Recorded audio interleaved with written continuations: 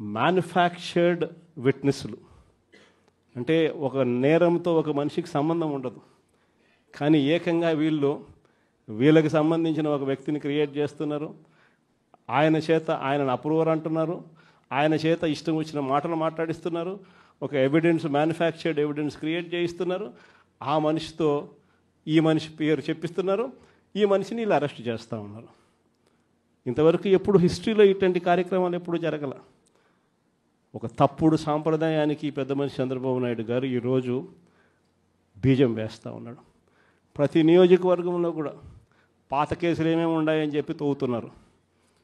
ఆయన పాత కేసులలో ఇప్పుడు మన ఎమ్మెల్యే క్యాండిడేట్లను ఎలా ఇరికించాలి అని చెప్పి, ఆ కేసుల్లో ఎలా ఇరికించాలి అని చెప్పి ఇప్పుడు చూస్తూ ఉన్నారు.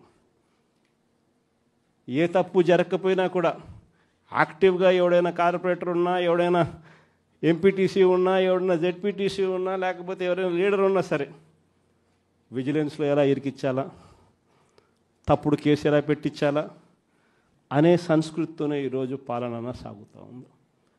నేను ఒకటి చెప్తా ఉన్నా, ఈరోజు కష్టంలో ఉన్న వైఎస్ఆర్సీపీ అన్నదమ్ములను నేను ఈరోజు చూస్తూ ఉన్నా.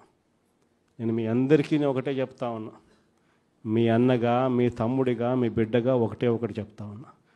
నెక్స్ట్ వచ్చే జగన్ 2.0లో పరిస్థితి ఈ మాదిరిగా ఉండదు. ఈరోజు ప్రతి కార్యకర్త కష్టాన్ని చూస్తూ ఉన్నా కాబట్టి చెప్తా ఉన్నా. ఇంతకుముందు మన హయాంలో మనం వచ్చే టయానికే కోవిడ్ మహమ్మారి మధ్యలో 2019 జూన్లో మనం ప్రమాణ స్వీకారం చేశాం. ఆ తర్వాత ఆ మార్చిలోనే ముగియక మునిపే, ఒక సంవత్సరం కూడా సరిగ్గా ముగియక మునిపే 2020 మార్చి వచ్చేసరికి వెంటనే కోవిడ్ వచ్చింది. ఆ తర్వాత 2 సంవత్సరాలు కోవిడ్తో మనం యుద్ధం చేయాల్సిన పరిస్థితుల మధ్య మన పాలన సాగింది. బహుశా కార్యకర్తలకు అనుకున్న మేరకు బహుశా నేను చేయలేకపోయి ఉండొచ్చు, కానీ ఇవాళ ఒకటే చెప్తా ఉన్నా, ఈరోజు ఈ కష్టాన్ని చూసిన వ్యక్తిగా చెప్తా ఉన్నా, రేపొద్దున ఇలా ఉండదు. రేపొద్దున జరిగే ప్రతి విషయంలోనూ వైఎస్ఆర్సీపీకి కార్యకర్తే నెంబర్ 1గా ఉంటాడని మాత్రం ఖచ్చితంగా చెప్తా ఉన్నా. ప్రతి కార్యకర్తకు నేను ఒకటే చెప్తా ఉన్నా, ఎవడెవడైతే మీకు అన్యాయం చేశాడో పర్వాలా, అన్యాయం చేయండి, చేయించుకుంటాం, టైం మీది, కానియండి, కొట్టండి అని చెప్పి చెప్పండి. ఆడు ఎవడు ఏం చేస్తా ఉన్నాడో పేరు రాసుకోండి. రెడ్ బుక్ అని నేను చెప్పను, కానీ పేరైతే రాసుకోండి. మీరు ఏ బుక్లో రాసుకున్నా పర్వాలా, పేరైతే మీరు రాసుకోండి.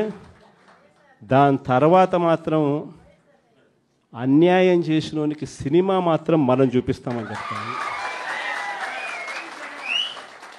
ఆ మనిషి రిటైర్డ్ అయి ఉన్నా కూడా లాక్కొని వస్తా, ఆ మనిషి దేశం విడిచిపెట్టిపోయినా లాక్కొని వస్తా.